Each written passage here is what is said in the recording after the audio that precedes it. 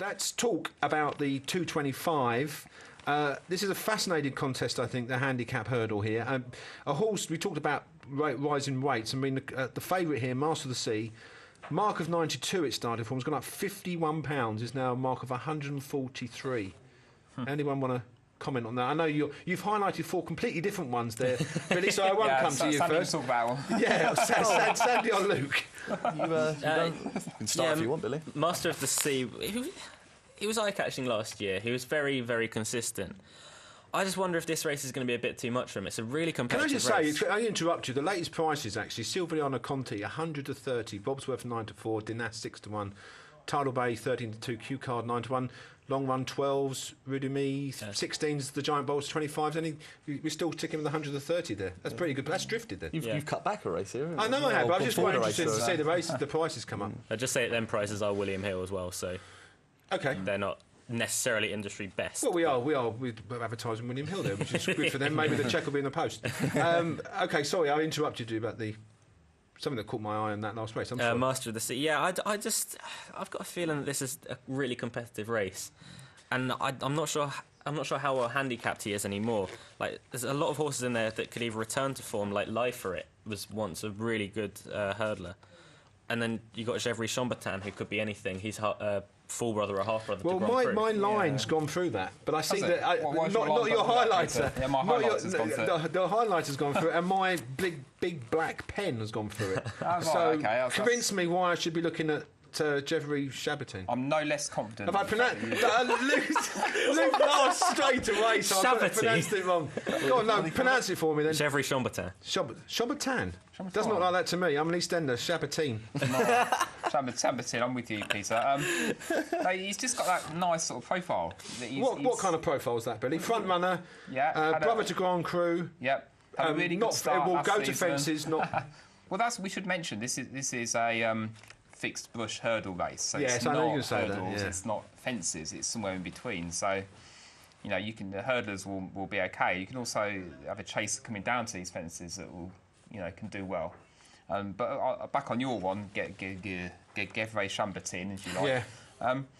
He didn't do well at the festivals. He didn't do well at Cheltenham and Aintree. But before that, he was really progressive.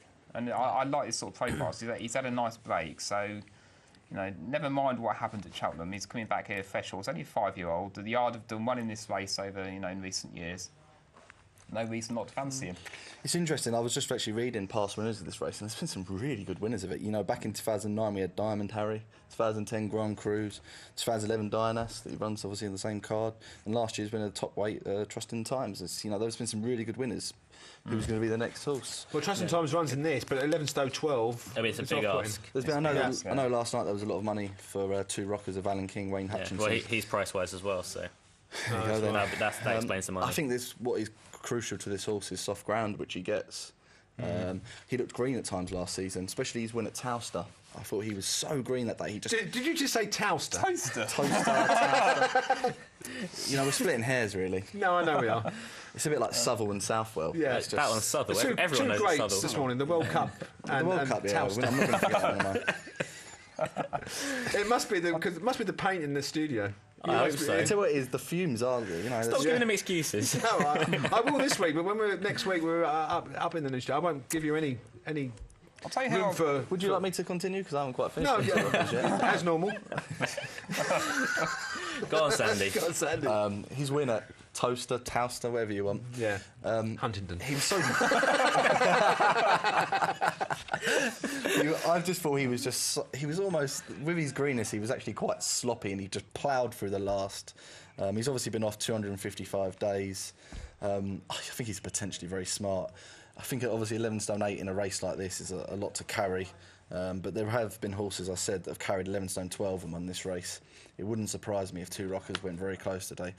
I'd also like to speak about Alfie Sherrin. John Joe O'Neill, interesting that it's down to a mark of 134 now. Got some big price, 16, 18 to 1. If money come for that, it'd be of interest. And also like another horse that likes soft ground, 60 something from the Paul Webber yard. He's got. You know what? Billy's sitting there. He's highlighted a couple, and we went for about 6 before he got one that he's. This is how difficult this race is, but there might be my 3 standouts. Would be 2 Rockers, 60 something, and Alfie Sharon. Okay, I think 60 something won 3 hurdles last year. And, before it comes to the Sandy half an hour, can I just ask Billy? I do agree with Sandy, 60 something's a big price, but I'd like to mention the Knoxes, who's joined Sue Smith. Didn't run particularly mention well it last time. just to say, just mention it, or do you fancy it, or what? I mean, No, he'll mention it, and then if it does anything, he'll take credit for it. Yeah, so the last one next week. I tipped that. Did you know? I don't play those games. So no. Is this a bit like what was the horse that ran at Cheltenham that comes second at 51? Charingworth. Charingworth, yeah. Is it like one of them ones? Is it? Yeah, just a change of yard, change of scenery. It's very, very well treated. Except He's a 10-year-old. this one won't come second. But, she'll get the horse back to what he should be doing. Okay. And he's a big price. He's having a little dig at you there. Did you hear that? Yeah. All you got to say to him from now is just go walk and folly, and Sorry, can you pronounce Mr. World Cup? Luke, as you know the art of pronouncing horses correctly, is it Gullenbursty?